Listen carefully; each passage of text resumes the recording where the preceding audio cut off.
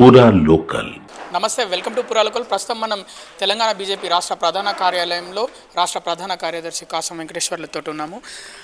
గుడి చుట్టూ రాజకీయాలు చేసే పార్టీ బీజేపీ పార్టీ అని కాంగ్రెస్ శ్రేణులు చెప్తున్న పరిస్థితి ఎట్లా చూస్తారు ఆ వాక్యాల్ని? కాంగ్రెస్ పార్టీకి దశ లేదు, దిశ లేదు, గుడి లేదు, బడి లేదు, వాళ్ళకి ఏమి లేదు. మొత్తం నంగాయి ఇప్పుడు బజార్లో కూర్చున్నారు. వాళ్ళు విమర్శిస్తే ఏముంటుంది? గుడి చుట్టూ గుడి ఆదర్శం, బడి ఆదర్శం.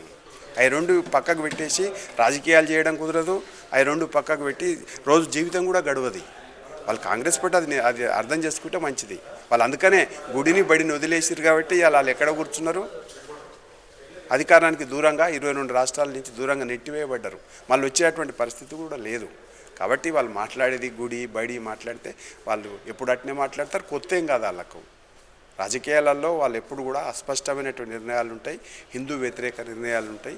దీంట్లో ఏమి మాకు కొత్త ఏం లేదు, ప్రజలకు కూడా తెలుసు. అది బీసీ వ్యతిరేకి బీజేపీ పార్టీ రీసెంట్గా బీసీ గలం ఎత్తుకున్న కవిత ధర్నా చేస్తుంది, కానీ బీజేపీ వాళ్ళు బీసీల కోసం ఎప్పుడు ధర్నా చేస్తారని కూడా అంటున్నారు. మేము ధర్నా చేయాల్సిన అవసరం లేదు. మేము నిన్న కిషన్ రెడ్డి గారు, రామచంద్రరావు గారు స్పష్టంగా చెప్పిండ్రు. మేము అధికారంలోకి వస్తాము. తెలంగాణలో ముస్లింలు లేని 10% 42% బీసీలకు ఖచ్చితంగా రిజర్వేషన్ కల్పిస్తాం. ఇది మా స్లోగన్. ఇది మేము దీనికి కట్టుబడి ఉన్నాం. 42% ఏదైతుందో బరాబర్ బీసీలకే ఇస్తాం. మతమారంగా ఆధారంగా రిజర్వేషన్స్ ఒప్పుకోము. కాబట్టి ముస్లిమ్స్ లేని 42% రిజర్వేషన్స్ బీసీలకు ఇస్తాం. వచ్చేసారి మేము అధికారంలోకి వస్తాం, మేము చేస్తాం. మా వాగ్దానం అది. మీరు ఇచ్చిరు కదా కామారెడ్డి డిక్లరేషన్ల వాగ్దానం, దమ్ము ఉంటే చేయండి. జంతర్ మంతర్లో తెలంగాణ రాష్ట్ర ప్రధాన ఎవరైతే రాజకీయ నాయకులు ఉన్నారో వాళ్ళందరూ కాంగ్రెస్ ప్రభుత్వం నుంచి అక్కడ ధర్నా చేస్తున్నారు. మరి రేపటి నుంచి ఎట్లా చూస్తారు ఆ ధర్నాని? ఇప్పుడు ఇక్కడ పాలన గాలికి వదిలేసిండ్రు. ఇక్కడ పరిపాలన లేదు. ఊర్లలోకి పోతామంటే భయము. ఏం చేయాలి? నేను తట్టుకోలేక ఢిల్లీకి పోయినామైండ్రు. అంతకుమించి వేరే ఏం లేదు. ఆడ చేసేది ఏం లేదు, సాధించేది ఏం లేదు. పరిపాలన చేతగాక ఆడ తీసుకొని పోయి ఆడబెట్టేసిండ్రు.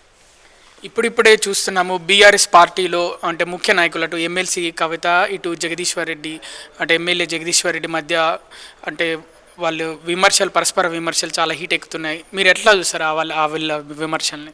ఇప్పుడు అది ఇంట్లో పంచాయతీ, ఆస్తుల పంచాయతీ. దాన్ని అంతా పార్టీకి రుద్దుతున్నది ఆమె.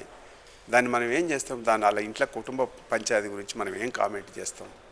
దాన్ని ఏంటంటే పార్టీకి రుద్ది దాని లబ్ధి పొందాలని చూస్తున్నదే ఏమో ఆమె. మరి వాళ్ళు కూడా పెద్ద మనసు చేసుకొని ఆమె పడేసేది ఇచ్చేది ఏదన్నా ఇస్తే మంచిది. ఈ రాద్ధాంతం ప్రజలకు సంబంధం ఏంది చెప్పండి? వాళ్ళ ఇంటి పంచాయతీ ప్రజలకు ఏం సంబంధం? ఆస్తుల పంచాయతీ ప్రజలకు ఏం సంబంధం? అయ్యా బాపు కొడుకు కూతురు కూర్చొని పరిష్కరించుకుంటే సరిపోతుంది. అనవసరంగా దాన్ని ప్రజలను తీసుకొచ్చి పలసనైతురు తప్ప మరొకటి లేదు. కవిత ప్రధాన ఎజెండా బీజేపీ పార్టీయే టార్గెట్. వచ్చే ఎన్నికల్లో బీజేపీ పార్టీని తెలంగాణ రాష్ట్రంలో అధికారంలోకి రానివ్వకుండానే ఆమె ప్రధాన టార్గెట్ అన్నట్టు తెలుస్తోంది. మరి ఆమె అధికారంలోకి వస్తుందేమో చూద్దాము. జాలలేని బొంగురము. ఆమెకి ఏముంది? ఏదైనా మాట్లాడుతుంది. ఆమె సొంటోళ్ళు 1,00,000 మంది వచ్చినా బీజేపీ అధికారం రాకుండా ఆపలేరు.